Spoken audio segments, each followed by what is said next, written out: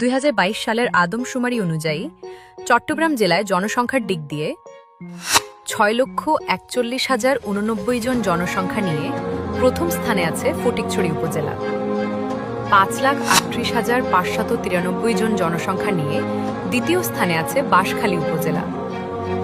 4,98,182 জন নিয়ে তৃতীয় স্থানে আছে হাটহাজারী উপজেলা।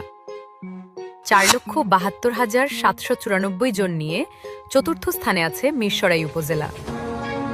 4,57,396 জন নিয়ে পঞ্চম স্থানে আছে সীতাকুণ্ড উপজেলা। 4,54,062 জন নিয়ে ষষ্ঠ স্থানে আছে সাতকানিয়া উপজেলা। 3,97,679 জন নিয়ে সপ্তম স্থানে আছে পটিয়া উপজেলা।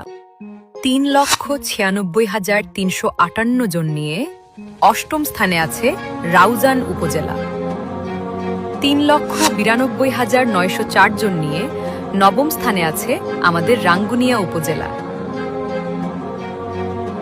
3,28,320 জন নিয়ে দশম স্থানে আছে লোহাগাড়া উপজেলা।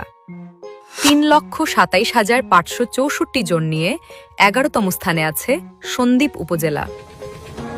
3,19,482 জন নিয়ে 12তম স্থানে আছে আনোয়ারা উপজেলা। 2,58,688 জন নিয়ে 13তম স্থানে আছে বোয়ালখালী উপজেলা। 2,52,242 জন নিয়ে 14তম স্থানে আছে চন্দনাইশ উপজেলা। 2,03,705 জন নিয়ে 15তম স্থানে আছে কর্ণফুলী উপজেলা।